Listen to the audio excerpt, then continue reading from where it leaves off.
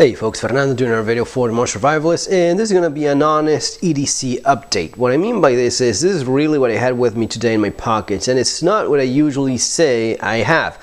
Now this goes around quite a bit. I would assume that you do a video saying, okay, you have this, and or claiming that this is what you use or carry all day long, and whenever anyone breaks out a huge pack claiming that's what they carry around all day long as their EDC, I know that's not true. EDC is every day. You have it with you at all times. And there can be small variations here and there, like it's pretty much in this case, but a huge pack full of crap you do not carry around all day long unless you're a freaking fireman and you take your job home and keep on carrying that when you go in Walmart and whatnot. But the point is, I think it's worth doing videos in which you say, okay, this is what I had with me, and it's far from what I would usually have, because I was in a hurry, because I just had to change the way I dress for that occasion. Whatever it is, it's not my typical EDC. It's lacking in some aspects, but this is it. This is the honesty of it. So that's what this video is about. I'm really not lacking a whole lot, but let's get to it. First of all, the things I think pretty much anyone has when they're leaving home, which is sunglasses. In my case, these are Wiley X Valor, which are ballistic shooting glasses. The idea is have something that provides several upgrades or benefits. It's not just a sunglass, it would be also your shooting glasses, because these are rated for such use. So they provide an extra layer of protection. These are also polarized, which make them a little bit nicer for driving, and you get a little bit more detail. So yeah, these are a nice addition. Wallet, same as always, just like any other normal person with a wallet, and cell phone, pretty much the same thing. In my case, it's an LG G6 with a Spigen light armor. I think that it's light armor or armor, something like that. And it's just a good old phone. It just gets the job done. You have a big screen. At least for me, it's plenty. And I did the same video in my Spanish channel, Supervivencia Moderna, which I leave the link because someone was asking about it, and I'll leave it attached like in my linked channels, so as to put it some way. If you want to watch it in Spanish, it's pretty much the same thing, so at least you'll get a little bit of practice. But one of the things I was explaining there is, when I got my first smartphone, that was the iPhone 3, I got a big old OtterBox Defender case. That case was extremely tough, but it was also pretty bulky as well. This is nowhere near as bulky, and still it provides a good level of protection, especially combined with tempered glass screen protector. I've dropped this phone more times than I could possibly remember. It's still solid, still good, and yes, I think it does provide enough protection without being too bulky, so that's an advantage. Now let's move on to what I had in terms of crap I threw in my pockets.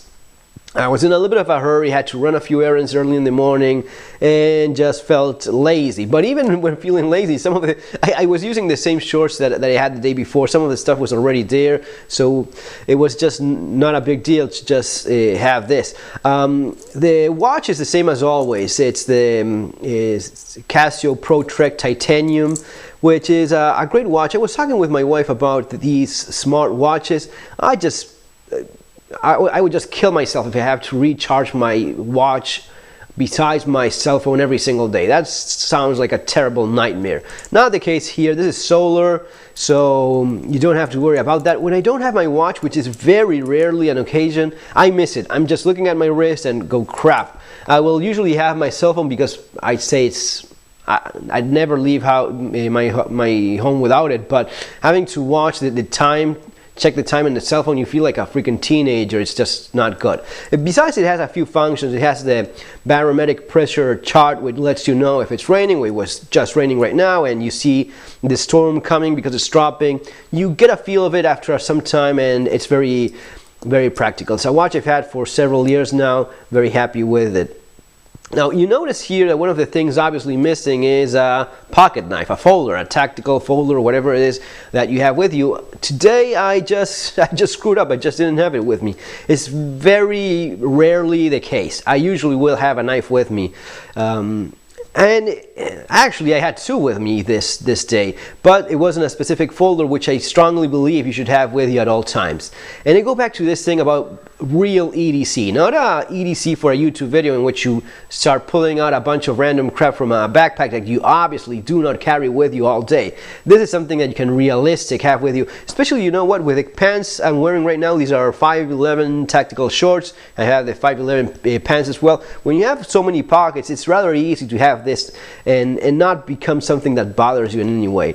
But one of the things I was also explaining in my Spanish channel is this is something I've been doing for many years. Over 20 years I've had EDC even before EDC existed. Just didn't know what I call it. It was just random crap that I had with me, and this would be an example of that. And this flashlight right there, this solitaire mag light, which was terrible. It just had no brightness whatsoever. Battery lasted like 10 minutes. It was a complete nightmare. I have two of these actually. I have another one floating around. And yes, back from this day, you know, things have changed quite a bit, you know, in terms of technology. In terms of blade, this is these are knives that I took to high school. Right, I took these to school. Yes, different times and all that stuff. A Spanish little pocket knife that's still quite solid. I'm now appreciating it a little bit more than I used to. I thought it was horrible, especially this sheepfoot kind of mess going on. But this is a knife that is still super tough, super strong. It has no wiggle, no room whatsoever, so it's very solid in place. And I use this, and like most young people, like most teenagers, the stuff you have, you kind of beat the crap out of. I abused it quite a bit. I actually remember bending the edge. I don't know what is it that I was doing, but I remember bending it right about there, and I straightened it out by putting it against a rock and using a hammer to just smash it back into place. Steel is, this is stainless steel, which has a little bit of a bad reputation, especially back in the day. No problem, really. It's still holding an edge very nicely, and even the blade shape I now appreciate it more than I used to. But yeah, just beat it back into place, sharpen it again, and it's still strong so many years later. Another one that I used quite a bit was this other Spanish knife. This is from, what is that, Albacete, Halcon. Some of these brands. Albacete is a city in Spain where it's very well known for making knives, and a pile of these knives come from there, from Albacete. Toledo would also be a big Spanish knife city. But this is something that my grandfather brought back from a trip to Spain, and I just borrowed it for myself. No one seemed to have a problem, so yeah, got a new knife. Was very happy with it. Quite solid. This is a knife that I did like back in the day. This one I had because it was very light in the pocket, and I liked that. This one felt more sturdy and like a stronger knife, and it probably is. Very solid in terms of brass being lined there. It's a beautiful little knife as well. I don't know if you agree with me or not. Let me know in the comments. But nice wood, brass, steel. It's stainless steel, like many of these old Spanish knives. But it's good quality steel. I mean, and that tip is super nice. Of course, back in the day, you didn't have those single hand. This is something you could attach one of these little stubs there on the edge that would make it possible to open it single-handed, because it's quite light, and it opens easily, opens without any resistance, so it could be a possibility. But a knife that I use quite a bit. Also, a knife that I use a lot was this knife. Stayed in my pocket quite a bit, and as you see, the Victorinox was well worn, well used, and still doing its duty even till this day. Good knives are very nice, very, very valuable. But going back to today, so I didn't have my folder with me, but I did have my Leatherman Charge TTI. Now, one of the things I've learned over the years, and I'm talking about over 20 years of doing the same old thing and ending up with a system that just works for me. My system basically revolves around several layers. You know, the 3 is 2, 2 is 1, and 1 is none philosophy is applied very much here. And part of that is this, keychains. Now, usually I will have with me my house keychain. Yeah, right. Some of the keys that I need, that I have for my house. Today, I just didn't take it with me. I just took my car keys. Why is that? Well, as I was saying, I was in a little bit of a hurry, but when you work in layers, you have different layers giving you what you need. So even if I just had my car keys, I had my house keys here as well, and I have a small little Victorinox knife, and I have a small little flashlight. So even if the only thing I have is my car keys, and yes, remember that you don't have to weight this a lot because you can mess up the ignition, or even in car accidents there's a possibility of this disengaging and turning off the car, something like that in certain vehicles I remember reading about. No, this is very light. This is titanium, and this is a very tiny little knife. This is the manager model, which has your Phillips screwdriver, a tiny blade, which you have to be careful not to bust because it is small, a small flat screwdriver, and file and scissors. And you have a pen, which is very handy a number of times, and tweezers. There's a model that has a flashlight, an LED light here, a tiny light. Now that's a little bit too tiny for my taste. I'd rather have the pen and have a separate dedicated flashlight. This is a Claros Mini 1T made out of titanium. Titanium is nice for EDC because it doesn't bang up and scratch as much as aluminum. As years go by, check out these three. These have been in use for years, especially this one at over 10-15 years. I don't even want to think about it, but this has been in use pretty much daily since I first got it, and you can barely see anything in terms of wear. You know, the clip has a little bit, but even the clip holds on nicely. But titanium is fantastic for this sort of thing.